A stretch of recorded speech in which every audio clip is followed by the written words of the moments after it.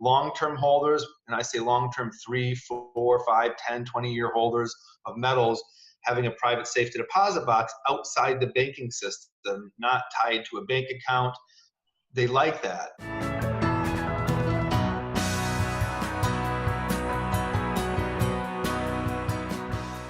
Well, hello there, my friends. Chris Mark is here with you on the Miles Franklin channel on Tuesday, June 19th, 2018. And we're fortunate to have a special guest, is Joel Kravitz from Miles Franklin, who today is going to share a lot of information for people who have metal and are wondering about where can you actually store it safely. Certainly a good question to be asking now with everything that's going on in the world. And obviously, any place you leave your metal is as good as who you can trust it with. So great to have you on here today, Joel. How are you doing, my friend? Very good, Chris. I appreciate the opportunity very much.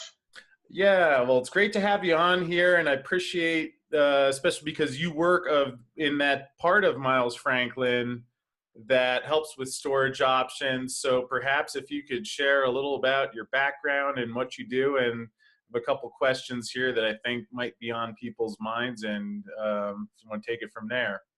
Sure. No, I appreciate that. I'm actually a fifth generation in the metals industry. My great-grandfather was in the refining business, along with my grandfather. My father is the only one who was in between us who didn't. And, you know, I think that knowing the metal markets changed over the decades, you see different changes in the markets. And one of the identifiers that people over the last, we'll say, decade have found to be a common denominator is that people want stuff outside the United States. And these people, of course, clients and customers, don't know each other. They do read a lot of the similar material, but they all have a similar notion and feeling that I want to protect some of my money elsewhere. And what are some of the common reasons that people do choose to have their metals stored outside of the U.S.? You know, I think a lot of clients are concerned with the long-term currency controls or possible controls from a confiscation standpoint. We did have that in the 1930s. It's possible again. There's been talk over the years about those possibilities, and people want to protect themselves with an insurance policy close to home because we store only in Canada with Brinks.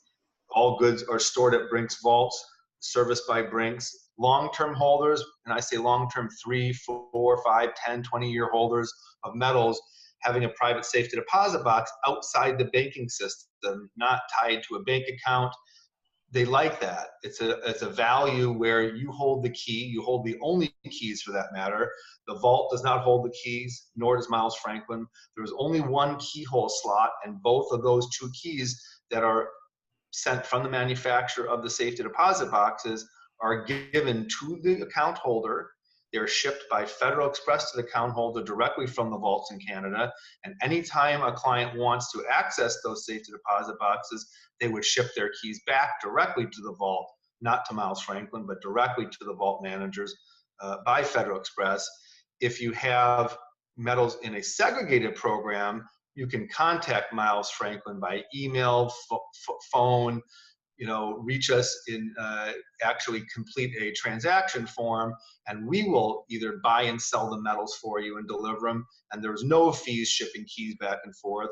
So therefore, it's a little different type of program as far as a cost standpoint. From a security standpoint, they are both in the same vaults. They both have the same insurance. There is a little different value having your gold or platinum locked up in a safety deposit box that's on a wall that a box can't move around the vault or be audited or looked at because you hold the only keys. And that value to some people is what they were looking for. They came from a safety deposit box maybe elsewhere. Maybe it was in Europe or Switzerland or Austria, and they determined that they wanted to be a little closer to home with their gold and to have the key and hold it for their safety deposit box outside of a bank offered a different value from being very far away in Europe and not really being able to access it so easy. Here, they just have to ship their key back and forth. Okay. And in terms of, let's say that you do have some more chaos in the dollar, which I think a lot of precious metals owners believe is somewhere in the future. Let's say that things manifest and get a little rocky and people are wondering what kind of security, or really if you do have a severe economic event, I think a lot of people wonder, all right, is, the government coming in or what? So anything along the lines of security that helps keep the metals safe if things do get a little bit chaotic, which hopefully doesn't happen, but again, to the degree we can prepare. Any thoughts on that, Joel? Sure, I think that everyone has those concerns. The long-term outlook for Canada, where the metals are stored, the vaults are not accessible by governments. They would have to have government orders and changes and constitutional changes. These are individual owned property. This is not something that is stored in a government facility like, at a mint. This is something that's in a private business, and it's a storage facility. The storage facility charges fees, and custodial management of that material for someone who owns it would be pretty unlikely to be accessed by an outside source. Okay. Which is good to hear, because I think that's one of the things that certainly I've always wondered about, where I don't think anyone knows exactly how all of these things unfold, but we just take the steps that we can, which fortunately it seems like you've put a lot of them in place. Quick question about the markets in general, just for to the degree that folks, whether they're at the stage where they're looking for storage or just thinking about buying metals, what is your current outlook on what's been going on? It sure seems like the dominoes to the dollar are falling on an almost daily basis. But would love to hear your take on the price of the metals, the things that are happening, and any thoughts going forward.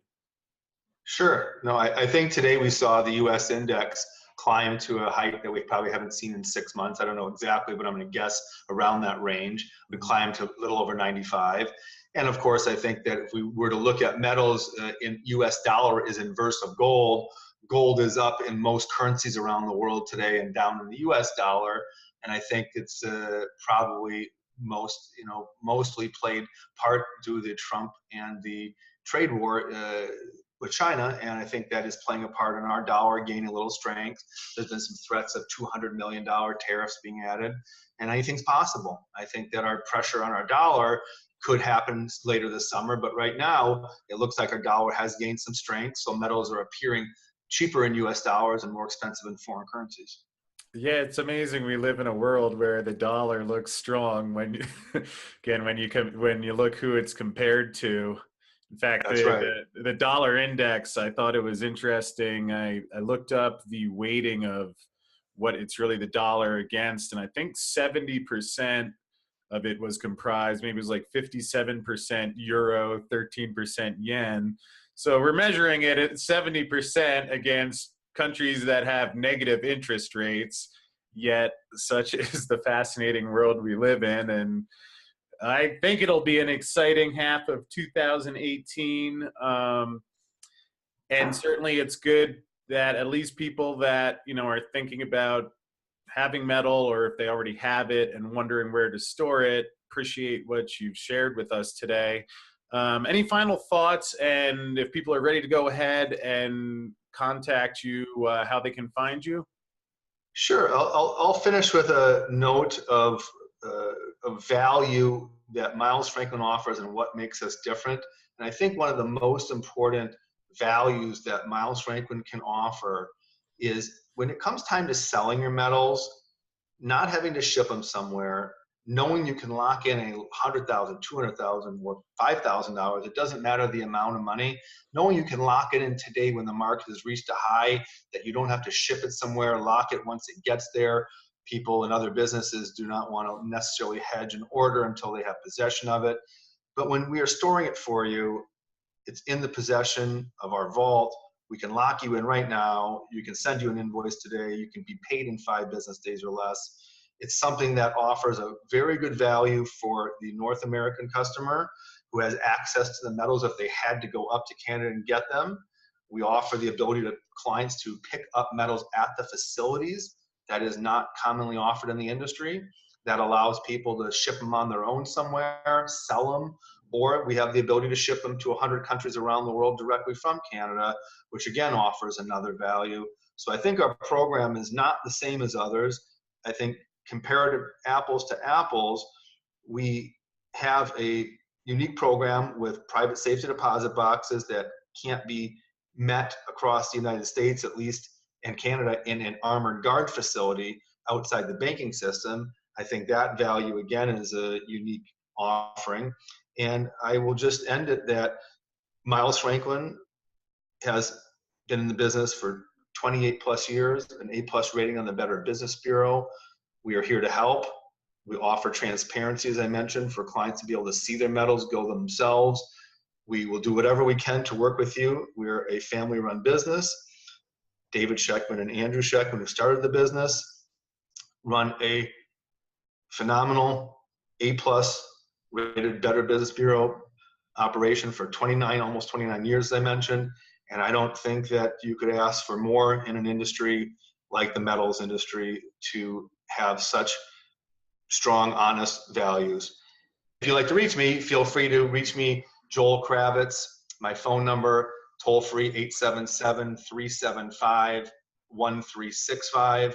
Or you can reach me at jkravitz@milesfranklin.com.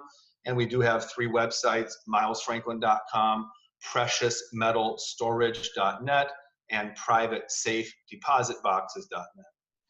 All right, thanks, Joel. And just to that last point you made, it's interesting for me because the way I actually found Andy and started writing for him was about a year ago. I was thinking about having some silver stored.